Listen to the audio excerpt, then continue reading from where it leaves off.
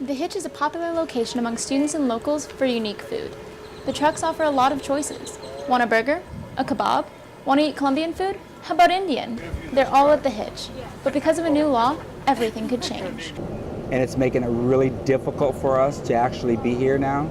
It starts in October 1st. We're supposed to be pulling out our trailers and doing all different kinds of things, and for them to inspect it when I believe they should come and inspect it while we're up and going.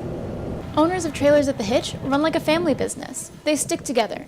They have hopes the San Marcos City Council will help them stay in business. I feel like the property owner has already spoken to multiple members of the City Council, and we're really trying to make that not a thing, because to be honest, it's going to put a lot of people out of business if they have to move their trailers and things like that. Even though their trucks are being threatened, the owners remain optimistic.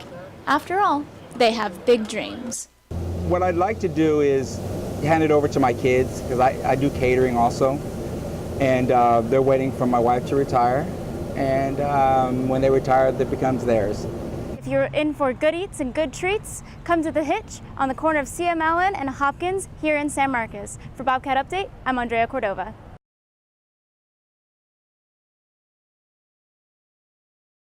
An internet startup is helping art students showcase their work in a new way.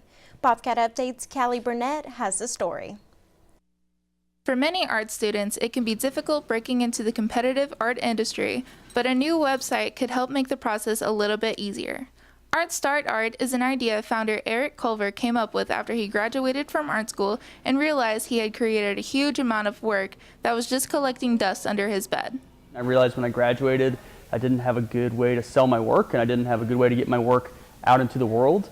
And I found that was a problem with a lot of the people that I graduated with, so I wanted to create a platform specifically for art students to promote themselves as artists and help them sell their work. Students could submit their art on the website. A curator then chooses the cream of the crop and provides the artists with ideas for marketing and pricing.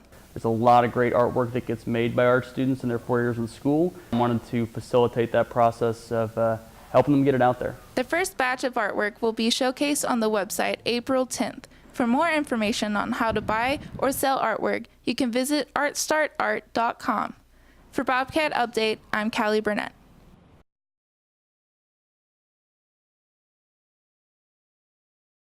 Over the past few years, Texas State has had several major construction projects to serve its ever-growing enrollment.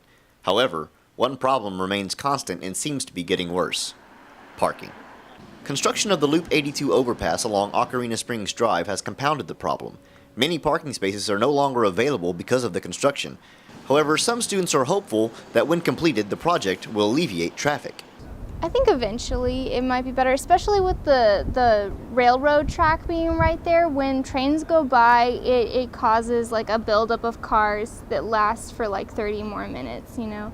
So it can definitely slow down traffic. An additional 20 parking spaces in the east lot of Bobcat Stadium have now been designated for red permits, which, when combined with the areas lost to construction, means about 300 spaces are no longer available to commuters.